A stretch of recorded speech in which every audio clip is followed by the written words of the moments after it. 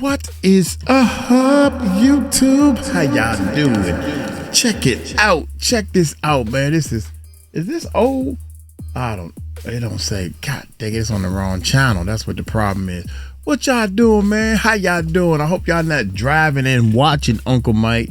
If you driving, you better be listening. Yeah. Nah, homie. Charleston White. That's my Charleston White right there. God dang it.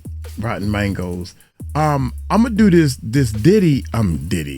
Jaguar Wright. But before we get started, this 45 minutes. Yeah, let's do this. Yeah, let's do the Tisha Tales, man. Nancy Grace. Tisha Tales is on Nancy Grace. Tisha Tale is on Nancy Grace. Tisha Tale is on Nancy Grace. Anyway, man. Diddy 30-hour freak off. What I need to do with marathons. Oh my gracious. What? Hey, because I'm trying to keep up with what's going on in the case, and I'm pretty sure y'all are too, and y'all don't want to hear Uncle Mike, so y'all go, hey, hit that subscribe button, hit that bell, let's check this bad boy. Yeah. Breaking news tonight, Dirty Diddy demands 30 straight hours of sex 30? Marathons with no sleep. This as we learn Sean Combs fetishizes the NBA greats. Shaquille, Michael Jordan, Kobe Bryant, as Dirty Diddy's defense team attacks the assault victim on the stand with a designer handbag, a cuck bi-curious, ashamed to have sex with men. This, according to his ex, and it is all coming out on the stand. Good evening. I'm Nancy Grace. This is Crime Stories, and I want to thank you for being with us.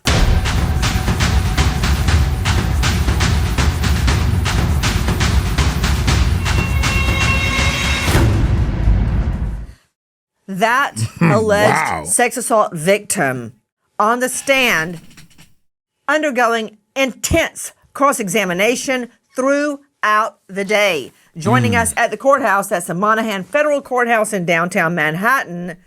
Special guest Tisha Tales joining us, pop culture investigator and host of Tisha Tales on YouTube. How did she hold up under cross? And what does a $5,000 Bottega designer bag have to do with anything?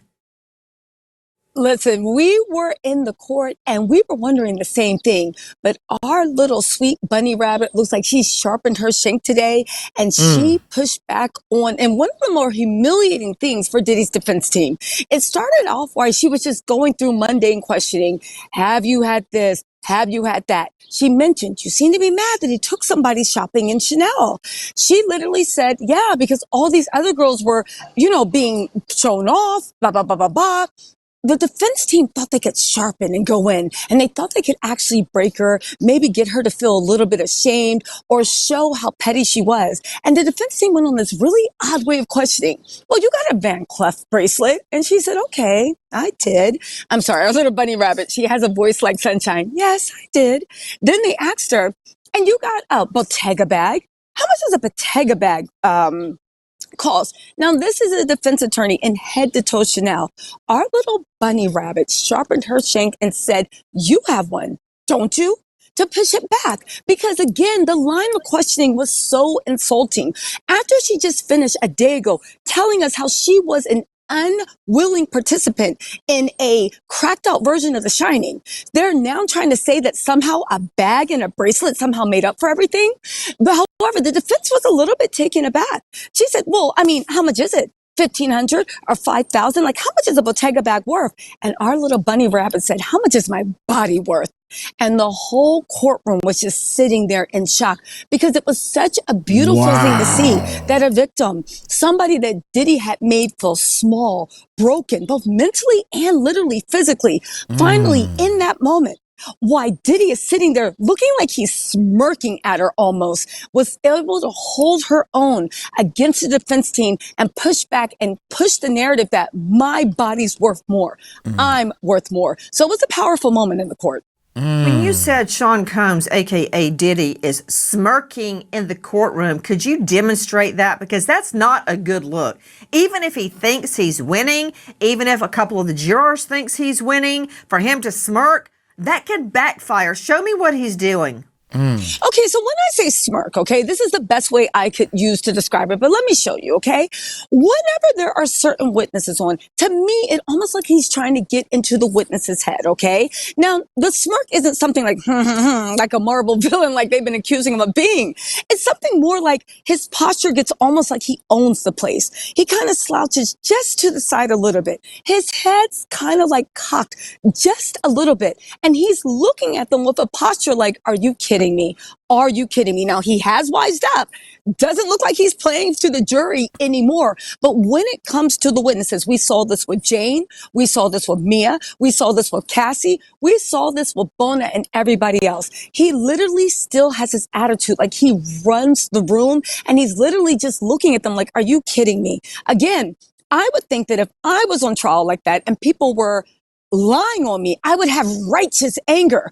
I would just anything, or even just have a platonic face and body language where nothing can be read in. So the fact that he's almost imperceptibly kind of letting them know that he still runs the room, he still runs the place, it says something to me about where he is and whether he's truly repentant. Joining me in all-star panel, but I've got to go right now straight to Rob Shooter joining us. PR guru for Sean Combs for years, no longer. Star of Naughty But Nice podcast, which is amazing. And you can find him at Rob Shooter Substack, and that's Shooter, S-H-U-T-E-R. Rob, the smirking, it actually gave me a flashback of the Scott Peterson double murder trial, where I would sit there and just watch Scott Peterson stride into the courtroom. And my immediate reaction, since I got cut from the girls' basketball team and became a cheerleader as a backup, I would watch the football team come onto the field, and they'd be coming out all puffed up like that with their thrown back. And I would watch him walk in like that every day. And everyone else started watching him, or maybe they were before me, and we would just watch him walk in. And that is what I think she's trying to say. It's an attitude. It's a bad look in front of a jury, but I want to hear your take on that. I can just see Sean Combs sweeping into a fancy restaurant or some other venue. I got to hear the whole thing. Yeah, well, first of all, Nancy, I've seen that look from Puff. I know that look. I've seen it.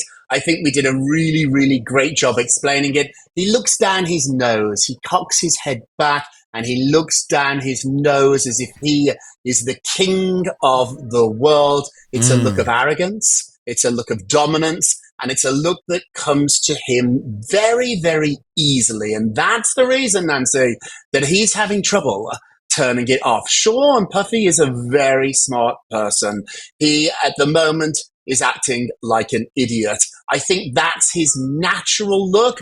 I thought he would be smart enough, a good enough actor to hide it. However, that appears not to be the case.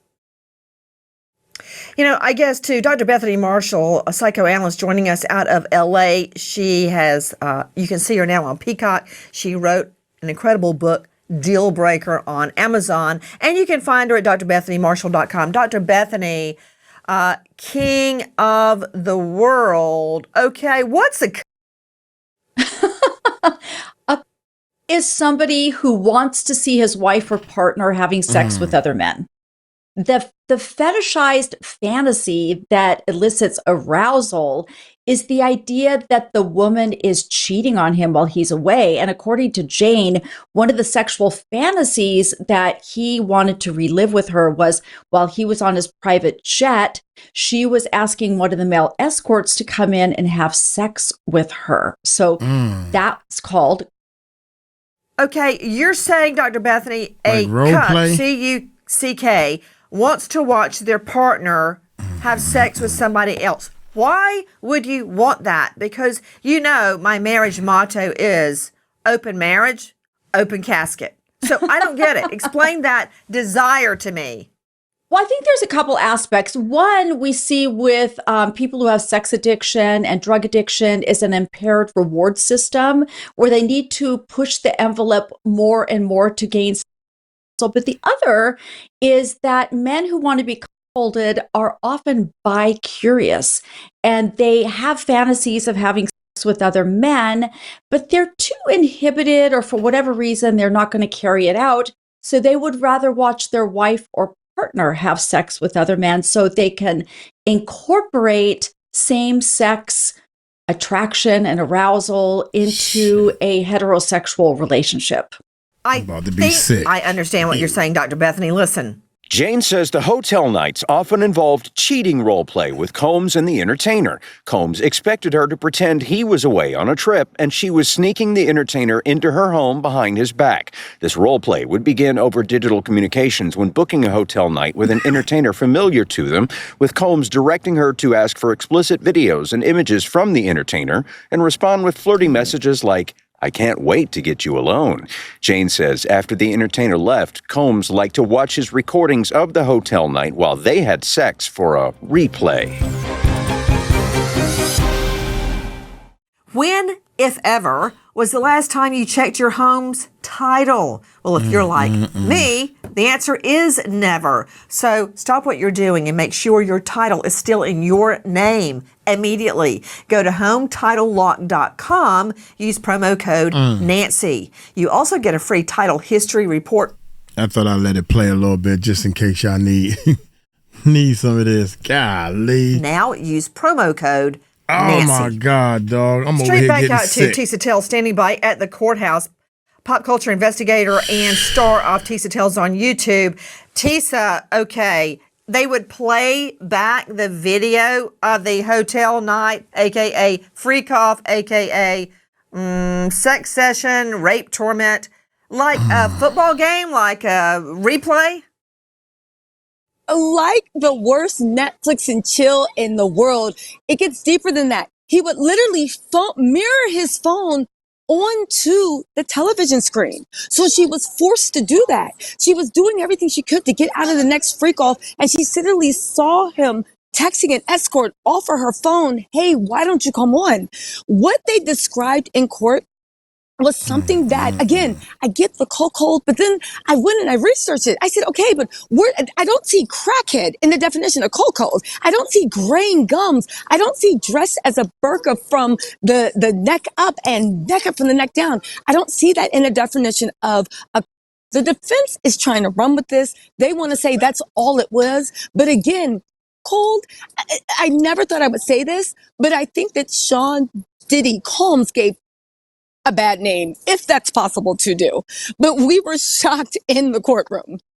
Okay, let me understand the whole bi-curious claim by the girlfriend on the stand. And we're talking about Jane, not her real name. Now, she has testimony that is intrinsic to her, that is unique from the other witnesses' testimony. However, I believe that she and others, such as Mia, are there largely to buttress or corroborate Cassie Ventura, the state's star witness. The Jane testimony is taking on a life of its own. Tell me about the bisexual claim. So the bisexual claim, it's very interesting, okay? She didn't know what was going on. Keep in mind, we're still in the early parts of this Romeo, unbeknownst to her, this Romeo pimp situation, okay? He's introducing her into this life of darkness. So he's starting off slow. So she's trying to make sense of what's going on. Why does he want all these disgusting things? And they even played audio where you can see her literally, it was so embarrassing and humiliating for Diddy, where you can clearly see this woman is doing everything she can to get out of the next freak off. Again, it hasn't descended into violence and pure debauchery, but so she's Googling, what's going on? Why does he like to see other men? Why does he stand in the corner and diddle with himself? What is going on? So that's when she said, I think he's bi-curious. However, she did say this was early on. Wow. Again, the defense really didn't know what to do with her because they thought they could get her on the stand and bully her around. But she started literally saying he's a cuckold, he's bi, he has graying teeth, shaky hands, he looks like a crackhead. And they really didn't know what to do with that. And they just focused on Bottega bags. And even that kind of blew up in their face. So it was puzzling. But again, the bi was the beginning. To Sydney Sunridge joining us, Crime Stories investigative reporter. Sydney, this fits in hand with many of the civil claims filed by male alleged victims. Explain. Well, Nancy, nearly half of the civil lawsuits filed against Sean Combs have come from men. And we heard this at the very beginning, just after Cassie Ventura. Rodney Jones, the music producer, was the next person to file a very explosive lawsuit. And he claimed that Sean Combs was bisexual and was in relationships with many male Black celebrities. First of all, I don't care. I don't care who sleeps with who. As long as it's not my husband, it's not my business until it becomes a felony. Right. Up until then, don't care. I don't care. But to Rob Shooter joining me, former PR guru for Sean Combs, how will the bi-curious allegation play in the rap world? Not well at all. This is still one area of the music business, of the entertainment business, that has been very, very slow to embrace LGBTQ people. It has been a problem. I've been to several big events where it really is the homophobia is there. It's tried to be sort of kept under wraps, but fans don't like it. If you listen to rap music, particularly rap music that's on the charts, the most successful rap music, it is not unusual to find a misogynistic, a homophobic lyric thrown around as if it is just everyday talk. So this will not go over well. And this is probably one of the reasons that if Diddy is indeed bisexual, it's something that he will definitely want to keep hush-hush under the covers. Definitely. He definitely Please keeping it hush-hush. join us on our mission to find missing people, especially children, to solve unsolved homicides. If you're on the go, catch us on your favorite podcast app where you can get all of our content where we, in our own way, seek justice. Day 21 in the courthouse and standing by outside the Monahan building is Tisa Tells. Tisa, thank you for being with us. I want to quickly go to Eric Faddis joining me, jumping off something Tisa has just reported. Eric Faddis is a veteran trial lawyer, TV legal analyst, founding partner, Varner Faddis Elite Legal. Eric, this also brings back another daymare flashback of Orenthal James Simpson. While all this horrible testimony is coming in, and they put up a picture of Nicole Brown with her face just swollen and black on one side. Everybody's looking at him. You know what he's doing? He's Professor Simpson taking notes. Of course, all the notes said, I did it. How do I get out of this? But what can you do when you're hearing about being a and you're hearing about being naked from the neck down and a burqa from the neck up and the gray gums and blah, da, da, da, da. What can he do besides take notes and squint at a screen? That's the thing. I mean, he's been sitting in this trial hearing ungodly accusations against him. And hey, this is one of the oldest whose tactics fault is there is in that? the government. Put him up. We'll see Whose whose fault fault that is. The jury is hasn't that? come back. Why Put him is he up. in the courtroom? Why is his ASS in a sling? That's on him. He finds is it himself because- in the courtroom. It's like he woke up like Alice in Wonderland and went, where am I? That's not what went down, man. Is he in the courtroom because there's substantial evidence against him? Or is this the government trying to assassinate his character because they don't have the goods to bring it? Look, they're talking about cuckold and gray teeth, his body, role play, bi-curious. All of that seems like inflammatory tactics that are trying to compensate for a possible lack of actual evidence. And so, yeah, they can assassinate his character all he wants. But at the end of the day, we know how the OJ trial ended up, and this one could be going in that direction. Okay, you know what? You sit back and keep on saying that. Just live in your dreamland, because Tisa Tells joining us. I'm about to go to Shannon Henry joining us, who fights sex assaults and sex trafficking on girls and women. Tisa Tells, could you refresh Eric Faddis's recollection about the beatings that Jane took, the 4 doors that were torn down barehanded by Sean Combs so he could get at her to beat her?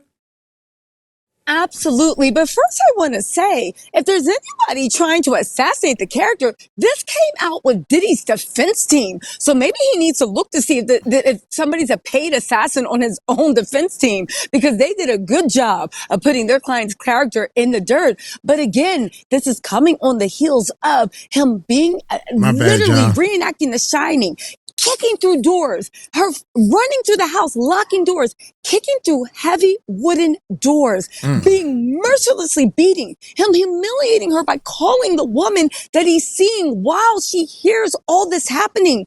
Then going after she is black and blue with knots all over her head, she goes into the shower to kind of disassociate, and he smacks her 3 times and knocks her to the ground with the shower, then demands she cover up those bruises.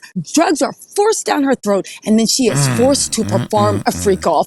If you think that Grey Gums in any way overshadows the horror movie we heard yesterday, I don't know what to say, but I think Diddy should hire you on his team to make him feel good, because he needs someone to sit with him in his land of delusion, you know? Joining me, Shannon Henry, president, founder, SASS, Surviving Assault, Standing Strong, is a nonprofit, which means a lot to me. She's not in it for the money, obviously, trying to eradicate abuse, sex assault, and trafficking on women and girls. People don't use sex assault and trafficking on women and girls. Sorry, y'all. People don't get it. It's not their fault. They shouldn't get it, Shannon Henry. Why should regular people that are not in the world of crime like we are know about what the battered women syndrome is, about what sex traffic victims endure, why they stay in it? Could you school Eric Faddis? He needs it badly. Of course, Nancy. I think, we do a disservice to people in a way that they don't understand that human trafficking is sexual and physical violence on top of stalking on steroids. And the women that endure it have lives that are much shorter than women who don't. So of course the general public doesn't understand this. They don't know how it all plays out, but we do. And let's start with the obvious. When you take women and you beat them and you get them high and you coerce them into having sex. Look at your monitor, Shannon. That is a knife one of the alleged victims put in her door because she is so afraid of Sean Combs. That's Cassie Ventura. Had a knife in the door. You hear about people afraid and they sleep with a knife or a gun under their pillow. She kept a knife by the door. And I find that interesting, Shannon Henry, after the door testimony from Jane, not her real name, that Sean Combs beat down 4 doors. And the jury saw pictures and maybe even video of that in the courtroom. Then they look over at Sean Combs. What? Could you explain, why is there a knife being kept in the door? Explain that to Faddis. Let's start with this. I've trained so many thousands of women in self-defense across the world. And one of the things that I can tell you is when you train men in self-defense, they're ready to fight in the parking lot. When you train women in self-defense, they're cautious. They don't really want to use it. And the only time they really want to use it is to protect somebody else. The fact that you are looking at a knife in the door means she was so afraid for her life that she was willing to use a knife to make sure that she was safe. That's how much she understood how her life hung in the balance. That is human trafficking. There is no question. To Eric Faddis, veteran trial lawyer, joining us, founding partner of Varner Faddis Elite Legal. The defense has tried their best throughout the day to tear this witness down. They've used everything from money that Sean Combs threw at her to buy her silence to a designer bag. But I want you to hear what Sydney Sumner has learned, Crime Stories investigative reporter. Isn't it true, Sydney Sumner, that this witness, Jane, met extensively with the defense? They knew what was going to happen, right? Exactly, Nancy. Jane said on the stand, first thing that she said with defense attorney Tenny Garagos was, "Hey, how are you?" They knew each other very well. She met with them all the way through April 2025, just a few months ago. So his defense team was fully prepared for what Jane was going to say on the stand, and they still had nothing to counter it. I mean, Eric Faddis, when you have to use somebody's designer bag, I don't have one. I don't carry a pocketbook. I learned that tromping through housing projects, hands-free. But when I did have a pocketbook, it was a Prada, a fake Prada. So I don't know anything about Bottega bags. You'd have to ask Dr. Bethany Marshall about that. But if you're to the point where you have to assault the victim on the stand with claims of a designer handbag, you're digging deep. You're at the bottom of the barrel, Faddis. Yes. Well, Nancy, not sure about that. So one person's financial control might be another person's financial support. Wait a minute. Hold on. How did he start off? Let's go back to the what's the name brand? Bottega bags. You'd have to ask Dr. Bethany Marshall about that. Okay. But if you're to the point where you have to assault the victim on the stand with claims of a designer handbag, you're digging deep. You're at the bottom of the barrel, Faddis. Well, Nancy, not sure about that. So one person's financial control might be another person's financial support. I think what defense is trying to argue is like, hey, look, she benefited from this relationship. It was mutually consensual and participatory.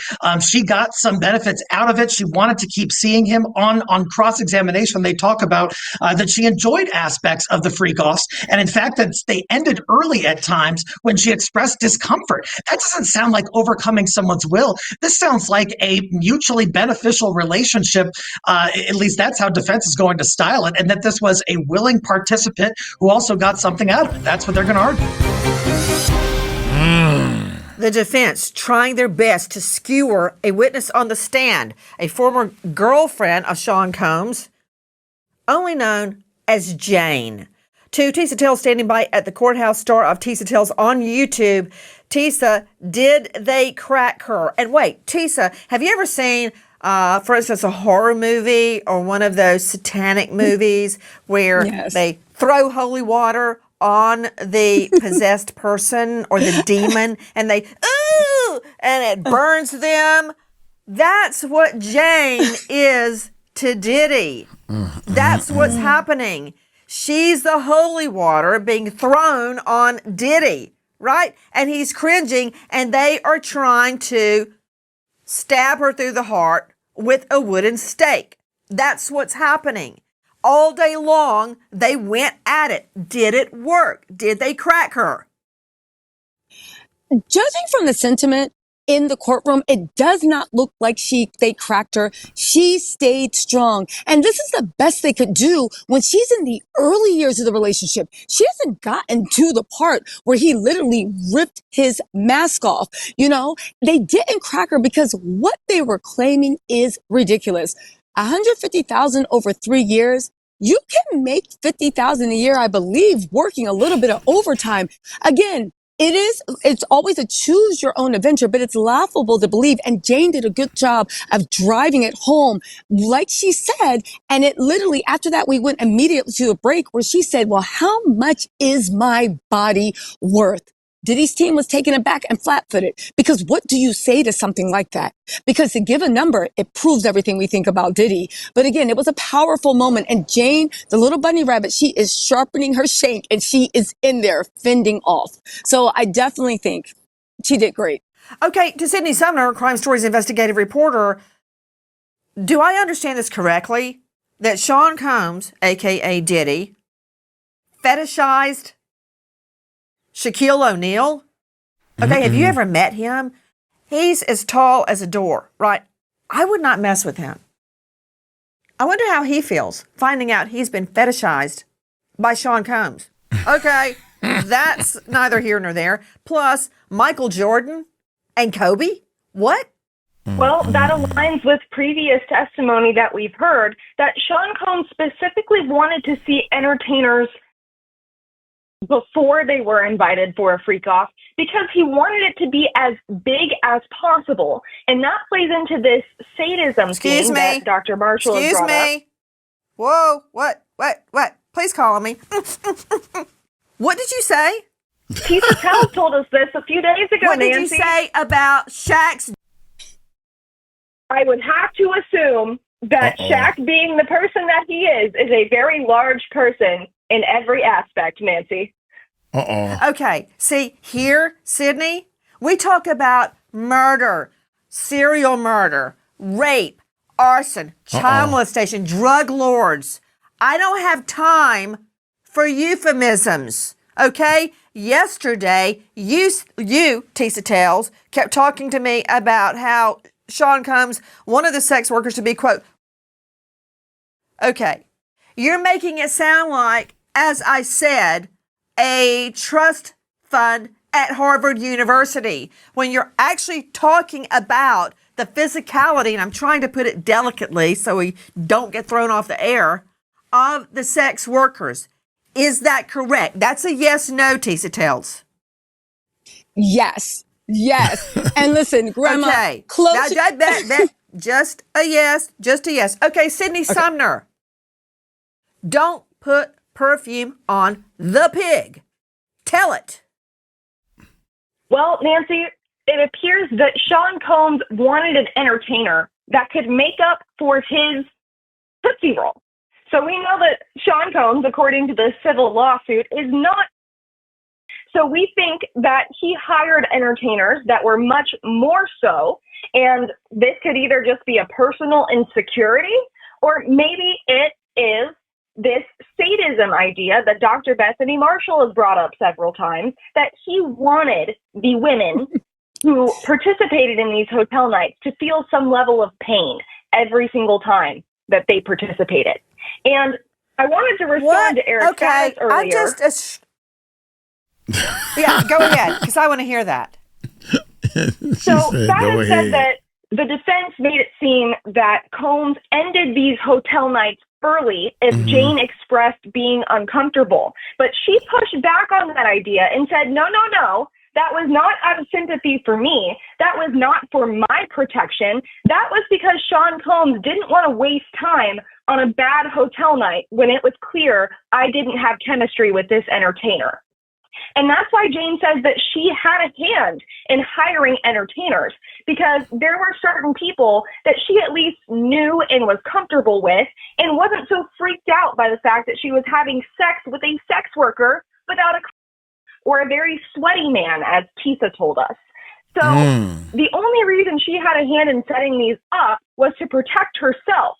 And Sean Combs never canceled anything for her comfort. It was because he didn't want to waste his time and money on a bad hotel night. Tisa Tell's joining me at the courthouse, and I'm gearing up to go to Rob Shooter, Bethany Marshall, and Eric Faddis. Isn't it true, Tisa Tells? Let me jog your memory that Sean Combs, a.k.a. Diddy, wanted to role play where he, Combs, was Michael Jordan and Jane was Kobe Bryant. So, damn, that's crazy. Let me get this straight. Boy, do I need a shrink and a drink. But again, I'm a teetotaler, so I'll have to settle for just a shrink. So in his mind, it's Sean Combs and Jane but it's really Sean Combs and a sex worker with Jane, and Jane is supposed to be Kobe, and the escort is supposed to be Shaq, and Diddy is supposed to be Michael Jordan. I'm sure they're all three happy to hear about this. So his fantasy is his girlfriend with a sex worker, and there's a fantasy on a fantasy where in his mind is three basketball greats having sex together. Poor Kobe is all I can say. How did that turning play? Over. Okay. Y'all know he turning and I'll over. get back to Bethany on Itty Bitty Diddy. But how did that Itty play Bitty Diddy. in the courtroom, Tisa Tells? In the courtroom was, everybody was looking, saying, what in the world? People were glancing at themselves like, did we hear that right? It went over like a lead balloon. It played comical. It played humiliating, but also it really played to the point that people are really starting to say there is something seriously wrong with that man. Past the depravity, past the cruelty. There is something seriously wrong with that man. And you look forward, and what did you see Diddy do? Like you said, eagerly looking at a screen, acting like he was reading the Manifest Destiny on his computer screen. Okay, hold on. Dr. Bethany forward. Marshall, I've seen what Tisa Tells is telling us a million times in the courtroom, where the defendant starts like taking notes and looking at his fingernails. In other words, playing over and over in his head, this isn't happening. This is not happening. This is not happening. But okay, you see me looking off camera, it's because I had to make a flow chart. So Sean Combs wants the sex worker to be, in the words of Sidney Sumner and Tisa Tells, well endowed. Again, this ain't a trust fund at Harvard University. That's not what we're talking about. Does this have anything to do with that? Well, not only is Diddy the diddler on the down low, but he is compensating for his small. And I do think that he has, I think we would say, in all seriousness, polyperverse, meaning a perversion technically is when somebody cannot achieve through a relationship with another person. They can only achieve through some fetishized experience, like looking at maybe a high heel, a whip, a chain, something that just stimulates their fantasies, but it has nothing to do with the person they're in front of. And a common one is sadism. We talked about this yesterday after the courtroom day wrapped, is inflicting pain and cruelty and humiliation on another person in order to achieve sexual. But I think that this fantasy is of being at the center of attention, the king of the world, somebody who has great capabilities. And maybe the fact is he's compensating for his small appendage. But one thing I don't get, Dr. Bethany Marshall, it's like a fantasy on a fantasy, and they're all weird. Okay, so let me look at my flow chart. It's a role play where Sean Combs is Michael Jordan. Okay, the paid escort, male escort, has a Shaq attack. He's Shaquille O'Neal, and Jane is Kobe, not our dear departed Kobe. So it's a fantasy on top of a fantasy. What is there a name for that? Nancy, I in my clinical practice, I often explore people's sexual fantasies to try to get to the bottom of what their characterological issues are. And this one would take 6 months of psychoanalysis. Let me tell you, I mean, I think there's this identification with these greats, right? That he wants to be like them. That's his raison d'etre in life. I think he wants to be penetrated by them. So the idea that he's the recipient of a sex act, but you can't just call up Shaq and say, can we Netflix and chill, right? You can't do that. Or can I take you out for a drink? So what are you going to do? You're going to substitute some poor woman you're sex trafficking in your fantasy life for Shaquille O'Neal, or actually, she substitutes for him. I've got to go to the PR guru on this. Rob Sheeter joining us, host of Naughty But Nice. And you can find him at Rob Sheeter's daily newsletter on Substack. Rob Sheeter daily newsletter on Substack. Who knew about this fascination with the NBA greats. Now, I think I recall seeing Combs front line on the court at professional basketball games with various women. But who knew he wasn't watching the scoreboard? That's not what he was doing. I think people around him knew that he had a fascination with powerful people. When I was working with him, he had a very unusual interest, fascination. What are you saying? What are you saying? We're not talking about Gandhi or the president. Famous people, private parts. Why are you saying he was obsessed with famous people? Because from what I understand, this is what he's interested in. A set of these. Something wrong with you. Something wrong with you, girl. I don't know if I have thoughts about that, but I do have thoughts about the great guns. You do. I don't know, Nancy. I'm not the biggest sports fan in the world. I don't know quite what to say about this one here. I think Puffy is saying it all for us, but I also think too, leave it alone, this Nancy. is amazing. This Jane Doe You're rambling. Stuff. You're totally rambling. On the ropes. Puffy is a force. I don't even know what that means. Puffy is a force. Let's go back to your safe place. Yeah. What did you mean he's obsessed with fame? This guy used to work with Puffy. Is this guy gay? Because if he gay, then he know if Puffy gay, and he ain't letting nobody know. If he gay, because he sound like he gay, not that I have anything against him. I don't care what you are. But at the same time, if you are working with Puffy, you know good and well he probably tried you or at least said something to you. Shoot. People. My bad, y'all. He was really obsessed with Prince Harry and William. When I worked with him, he had photographs of the young princes. They were about 18 or 19 years old. He wanted that touch of royalty to come to his parties. He would always ask me what was going on with them. Puff also, too, loved the weekly magazines. Most people think the weekly magazines come out on a Friday. They don't.